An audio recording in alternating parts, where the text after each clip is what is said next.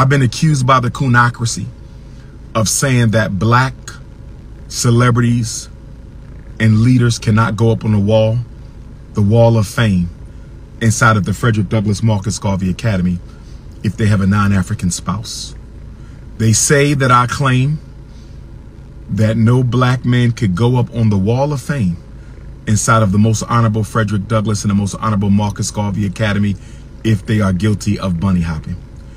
They say that I claim that if a black man has been brown bunny hopping, red bunny hopping, yellow bunny hopping, white bunny hopping, they cannot go up on the wall of fame. They say that if they've been rice bunny hopping, salsa bunny hopping, snow bunny hopping, sand bunny hopping, they cannot go up on the wall of fame. And they are correct. So they say, how then can the most honorable Frederick Douglass go up on the wall?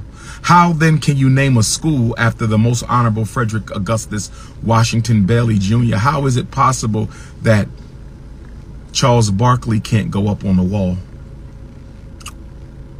Or Snow Bunny Shay Shay, or Richard Pryor, or Eddie Murphy, or Joel Embiid, all these bunny hopping black men? Why can't they go up on the wall if Frederick Douglass can go up on the wall? Let me answer the question. It's a ridiculous question. First of all, Frederick Douglass married that white woman as an old man. He was about a decade away from death. He was an old man by the time he married that white woman. It's not acceptable. The students of the Frederick Douglass and Marcus Garvey Academy will know that Frederick Douglass's decision as an elder was unacceptable. But last time I checked, his wife of 50 years. Last time I checked, his blue, black, purple African queen of 50 years. Last time I checked, Queen Mother Anna Douglass, the blue, black, purple African goddess who helped him escape from slavery in Baltimore to freedom through Delaware, Philadelphia, New York. Last time I checked, he only had babies with the black woman. Last time I checked, he only had babies with the black woman. Last time I checked, when he escaped from slavery, he had a black wife. Last time I checked, when he wrote the narrative of the life of Frederick Douglass, one of the most influential slave narratives in American history, and the first slave narrative where the escaped slave named himself and named his master, he had a black wife. Oh yes, when he organized for the Civil War, he had a black wife. When he gave 2 of his sons to the Civil War, he had a black wife. When he fought for the 13th Amendment, the 14th Amendment, and the 15th Amendment, he had a black wife. When he was fighting against slavery, putting his life on the line, getting death threats every single day, when he was standing with John Brown and standing with Martin Delany and standing with the runaway slaves, he had a black wife. When he published the North Star newspaper exposing the hypocrisy of slavery, he had a black wife. So why is he going up on the wall? Are you comparing Frederick Douglass to Charles Barkley? Are you comparing Frederick Douglass to Snow Bunny Shay Shay? Are you comparing Frederick Douglass to Joel Embiid and Dave Chappelle? I beg your pardon. Have they done any of the work of the Honorable Frederick Douglass? Have they done any of the work? Has Richard Pryor, rest in peace, and Eddie Murphy done any of the work of the most honorable Frederick Douglass?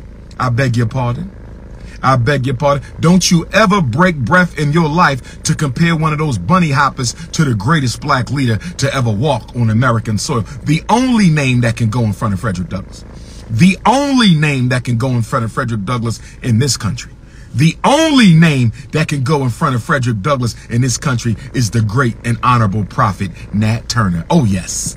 Frederick Douglass is second only to his elder, the great and honorable Nat Turner. Frederick Douglass was 13 years old when Nat Turner was slaying the oppressor. I said Frederick Douglass was only 13 years old when the honorable prophet Nat Turner. Nat Turner is the only name that can go before that of the honorable Frederick Douglass. So don't you dare question why the name of my academy. Don't you ever question why the name of our school is the Frederick Douglass and Marcus Garvey RBG International Leadership Academy. Don't you ever question that. Me and Frederick Douglass come from the same forebears. We come from the same grandparents. Isaac and Betsy Bailey, who raised Frederick Douglass, who raised his cousin, my grandfather Stephen Bailey. Those are my 6 times great grandparents. Oh yes. Isaac and Betsy Bailey, the mother and father of the great nation.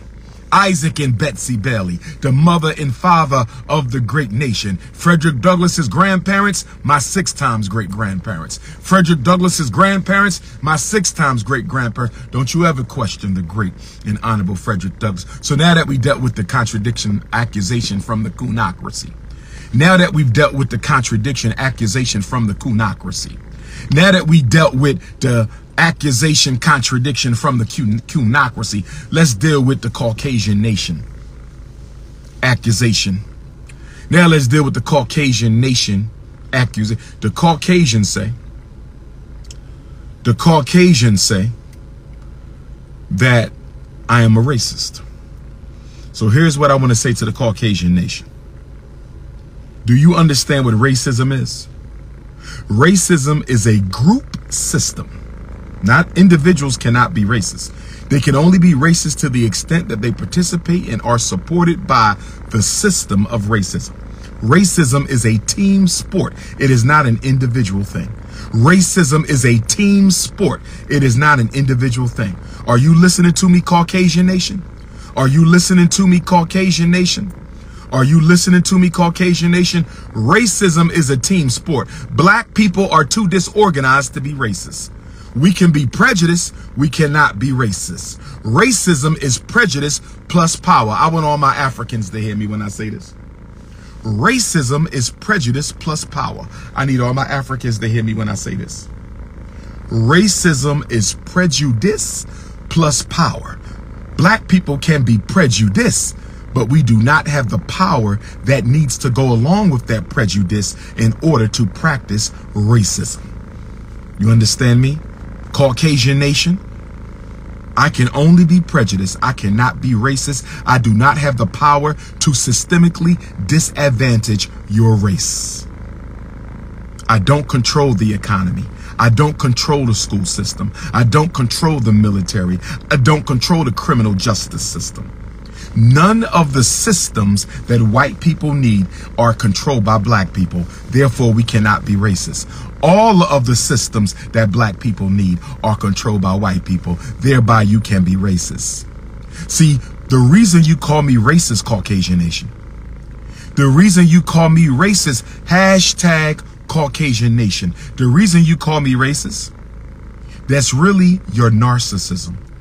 That is your anger. And do you know why you're angry at me? Because one of the privileges of being racist, one of the white privileges that Caucasians exercise in this country, you have the privilege of never being held accountable by your victims. I want to say it again, because I need y'all to understand, overstand, and understand me right now. This is Political Science 101. This is Political Science 101. This is Political Science 101. White people, one of your white privileges, you have the privilege of never being held accountable by your victims. You have the privilege of never being held accountable by your victims. This is why police can kill us and go home. This is why police can kill us and be put on leave with pay and get their job back. I just read somewhere that the cop who killed Michael Brown just got hired, or was it the cop who killed Tamir Rice just got hired by another police district? That's white privilege.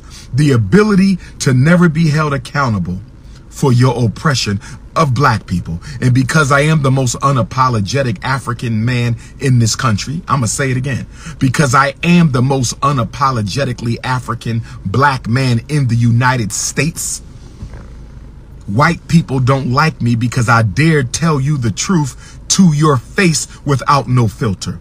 I'm not a racist. You just don't want me exposing your racism. I'm not a racist. You just don't want me exposing your racism. I'm not a racist. You just don't want me exposing your racism. And what Caucasians like to do, one of your favorite defense mechanisms, is to hold up a mirror to your victim to make us feel that we are what we accuse you of being. You like to hold up the mirror to us. And so when we make accusations about you, you like to reflect them back on us. You love to practice displacement. You love to practice displacement. You love to practice projection. You like to accuse us of what you are afraid of. You like to accuse us of what you are guilty of.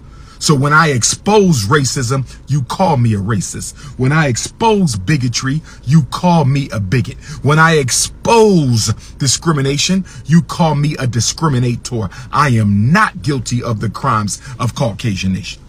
I am not guilty of the crimes of Caucasian nation. I simply tell you the truth. And the truth is, if y'all love black people so much, if y'all love black people so much, why is the bedroom the only place y'all can show it? I'ma say it again, Caucasian nation.